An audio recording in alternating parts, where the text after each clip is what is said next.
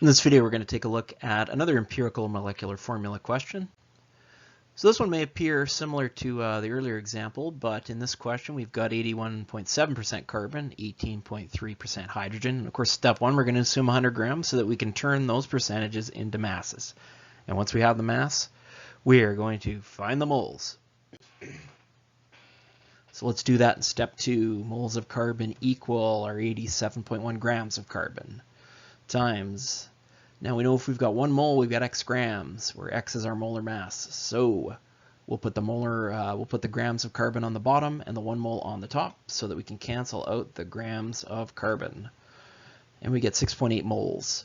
On to the next one, moles of hydrogen. 18.7 grams of hydrogen. And again, we've got 1 mole of hydrogen and it weighs 1.008 grams of hydrogen. So we get 18.15 moles. Okay, on to step 3 here. We're going to write our two elements with the mole numbers as subscripts, and we're going to divide through by the lowest mole number, which is 6.8 in this example. Okay, so when we do that, we get 1 carbon. Now we get 2.67 moles of hydrogen, so 2 2/3. So are these whole numbers? No, they are not. So here's what we need to do. We need to write that formula we just ended up with, and we're just going to do a little bit of trial and error. We're going to multiply by 2. So if we double both these numbers, now, did not equal whole numbers, so that can't be right. So now we'll try with the number 3.